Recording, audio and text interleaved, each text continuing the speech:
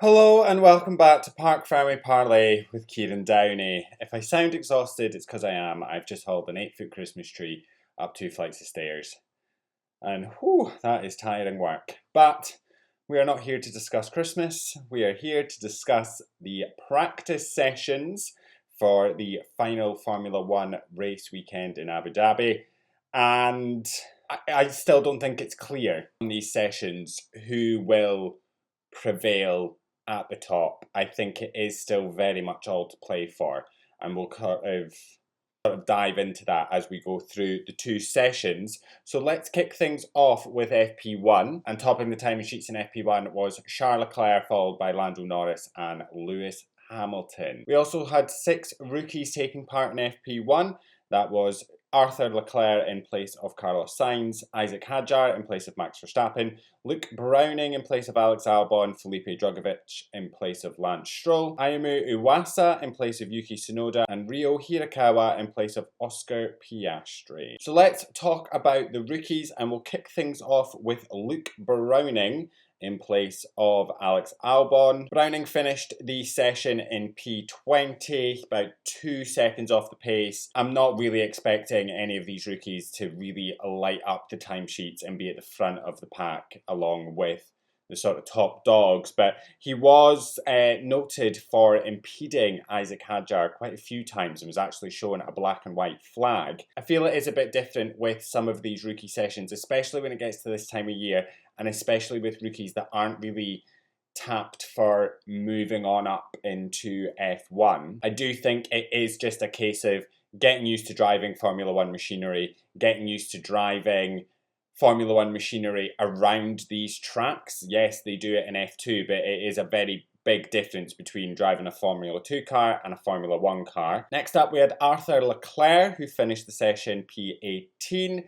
He was about 1.8 seconds off the pace, never really, again, lighted up the timesheet. Arthur and his brother Charles Leclerc, though, have sort of etched a little bit in the history books. They are the first brothers to take part in the same session for the same constructor, which is a very lovely little bit of it's very lovely for the brothers to be able to do that, and they had a very lovely moment at the end of the session where Charles kind of pulled up alongside Arthur and they gave each other a little bit of a wave, which was really sweet. Arthur has said that a lot of his session was sort of gathering data and making sure that the car was as ready as possible for Carlos Sainz to take over from FP2 onwards. However, it was just all round a very touching moment for the two Monegasque drivers, something that I think they will cherish very dearly, especially because Arthur's racing career was kind of put on hold because his father couldn't afford to put them both through racing. It's obviously a very expensive sport to get into. However, he could have finished at the back of the pack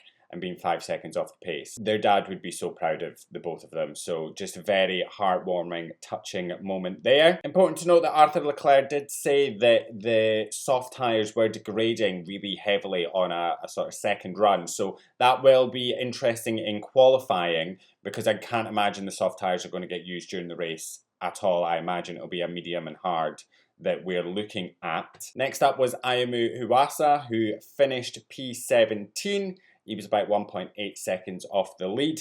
Not much really to say about his session. Next was Isaac Hadjar, who finished P15, about 1.5 seconds behind the lead. He had more of a notable session. He was driving Max Verstappen's car. I think he really struggled with being in a car that wasn't set up for him. Obviously, a lot of these drivers will get certain tweaks made to the car, but they don't get seats that are made for them, to my knowledge. So he is driving in a car that is set up for Max. Max has a very specific driving style, and I think that he did kind of struggle a little bit with that. He was complaining about the steering, and I think when he was going through, especially the tighter corners, he was actually touching his knees.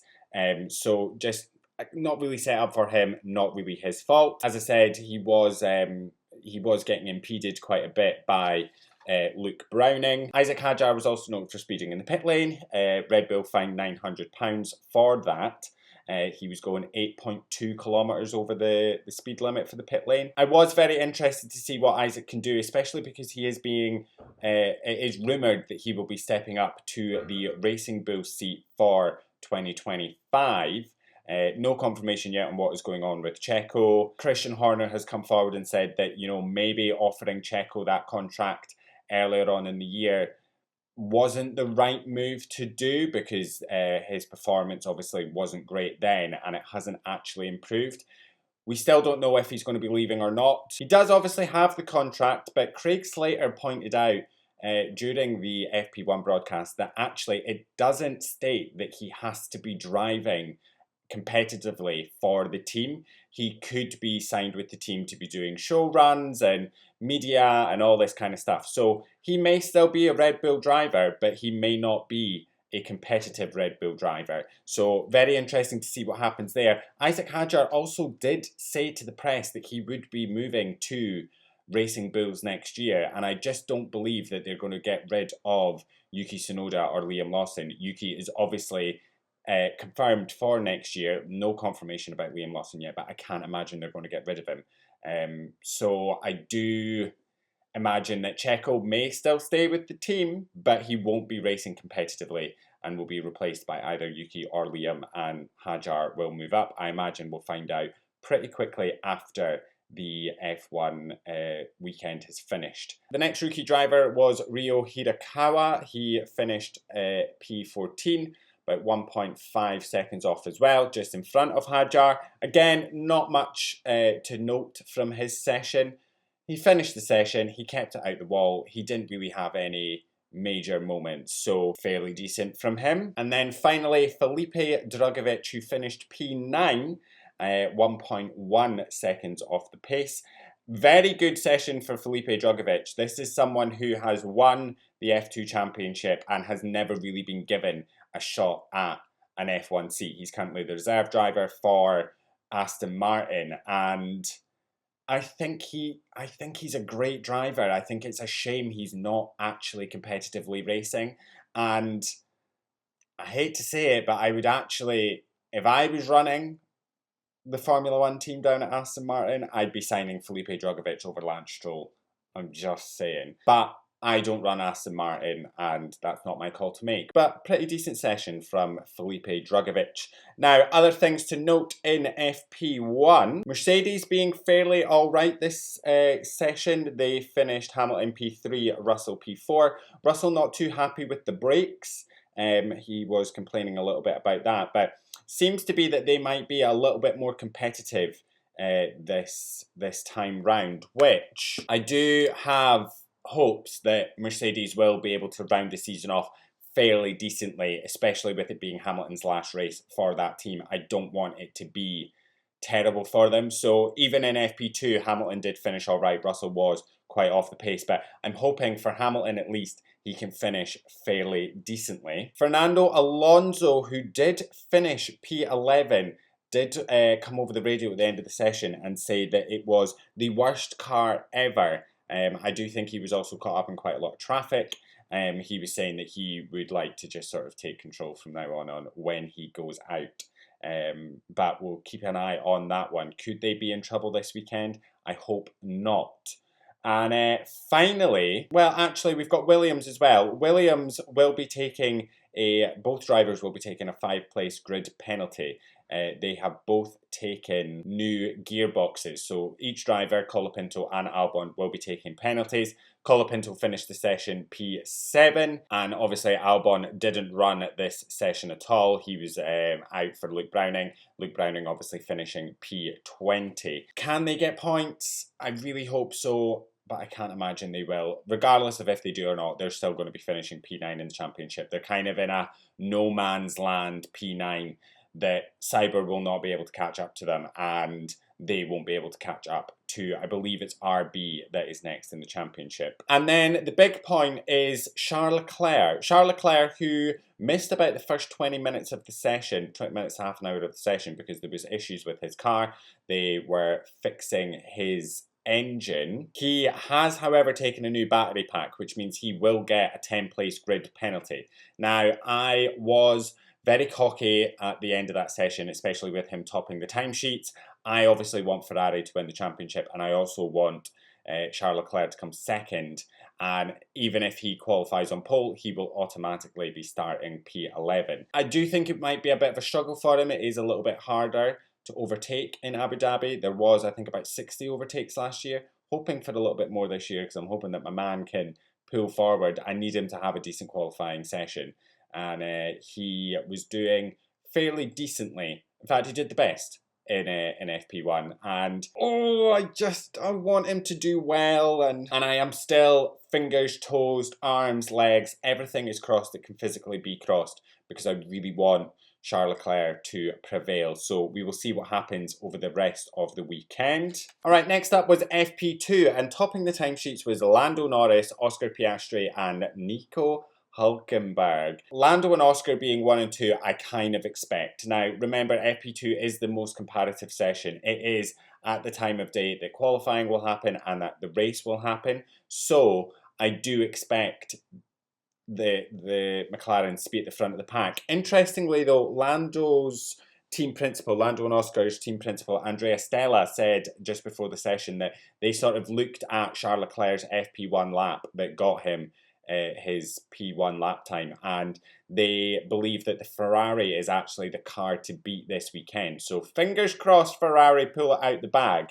Ferrari rounding off the session P4 for Carlos Sainz and P6 for Charles Leclerc. Max Verstappen was complaining that the ride on the car was just pretty terrible. He actually finished the session all the way down in P17, so not holding out for amazing things from Red Bull this weekend. He actually finished the session behind Sergio Perez, who finished P14.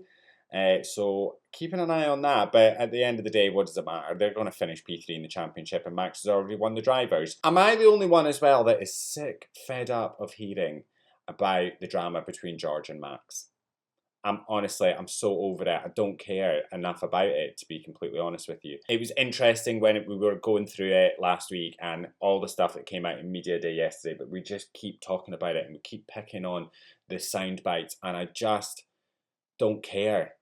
I don't care. Albon and Colapinto. Williams do seem to be in a little bit of bother this weekend. Colapinto ran wide and picked up some floor damage, so it effectively ended his session. I actually seen lots of tape holding his car together. It looked like a NASCAR car by the end of that session, and he finished P20. Obviously couldn't go back out and do any more running.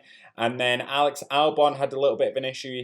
I thought he was going to retire actually, but he came round turn 5 and couldn't really accelerate. I thought there might have been an engine problem, and then the brakes were smoking, and I actually just think it was the wheel just wasn't on. They managed to get that car fixed, and he finished the session P9. So it's a very mixed bag so far for Williams, so I'm kind of holding out that they can do something fairly decent. I would like them to score just a few more points. Other drivers of note, obviously Jack Doohan. Jack Doohan finishing his first practice session, I forgot to mention, down in P19. He is obviously taking over from Esteban Ocon for the final race of the year, starting his Formula 1 career a week early, and he finished FP2, also P19. I have predicted him to get points, so I'm kind of hoping he can pull something out of the bag. As I said, George Russell sitting down P13. His teammate Lewis Hamilton finishing FP2 in P5. So hopefully Hamilton can score some pretty decent points. Valtteri Bottas finishing FP2 at P7. I actually don't think that it's looking that bad for Sauber this weekend again, and I really want Valtteri to score some points on his final run out this weekend. So please, for the love of God, don't screw it up, Sauber, because I really want my man to get some points in his final outing. But the big one of note is Nico Hülkenberg, who finished the session P3. Could we be on for a Nico Hülkenberg podium? I'm just saying. He finished FP1, P6. So either way, I'm hoping for some decent points for Hülkenberg. I really, really want him to score some decent points. So keeping an eye on that. And that is kind of the roundup of your practice sessions. I am worried for Charles Leclerc, but I am fingers, toes, arms, legs, eyes, everything crossed keeping an eye on him, and just sending all my prayers and love and wishes to get him some decent points, because I want him to finish P2. Lando Norris seems in a pretty decent space. McLaren actually seem poised to take the Constructors' Championship, and both the drivers have said that's all that really matters to them. Oscar obviously out of championship contention. He will finish pretty much where he is. Very interested to see how that battle happens. And I'm just saying, Charles Leclerc getting a new battery, they had actually, Fred Vasseur had said that he was having issues with his battery last weekend, and they knew about the problem, and rather than run any risks, they just thought, change the battery, and let's just take the penalty. So if he managed to finish P2, what could have been a P3 had Lando Norris not taken that 10-second stop and go penalty, it could have meant that even with all these battery problems, he could have finished P3. So I'm hoping for a decent outing for Charles Leclerc. And that is everything from us. We'll be back tomorrow after qualifying. Very excited to see everything that happens. F2 was looking pretty spicy as well in their qualifying, so very excited to see how that championship finishes between Isaac Hadjar and Gabriel Bortoleto. And F1 Academy, Abby Pooling back on pole for the final 3 races. That is everything from us. We'll see you after qualifying. Enjoy the rest of your day. Love you. Bye.